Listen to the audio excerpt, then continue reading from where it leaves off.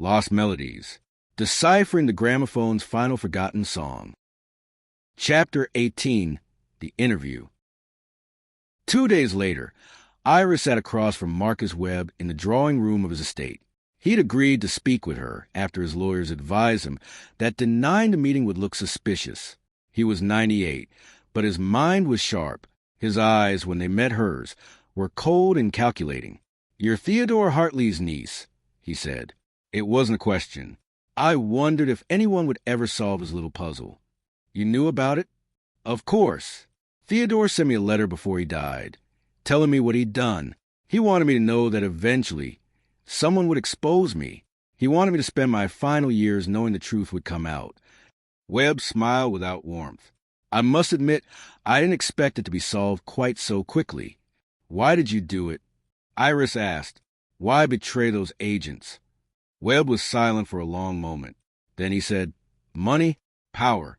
The Soviets paid well, and they promised me a career. They delivered.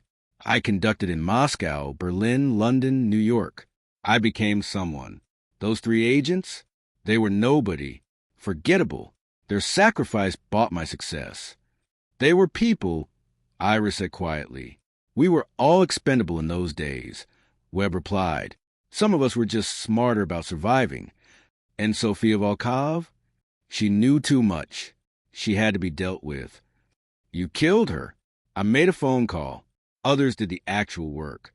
He studied Iris carefully.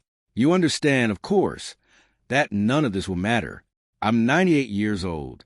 I'll be dead before any trial concludes. My reputation will outlive me. People will remember the maestro, not the traitor."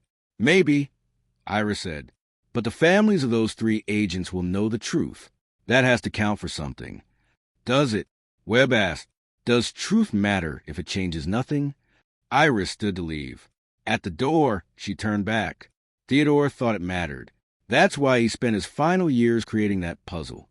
Not for revenge, not even for justice, but so that somewhere in some record, the truth would exist. So that G. Fisher, H. Lobel, and D. Falk would be remembered as heroes instead of victims of bad luck. She left Webb sitting in his drawing room, surrounded by photographs of his celebrated career, trophies of his success built on 3 unmarked graves. Detective's note number 24. The mystery is solved, but mysteries in real life rarely have clean endings. Truth doesn't always deliver justice, but it matters anyway. Do you agree with Iris's choice to expose Webb despite his age? What would you have done?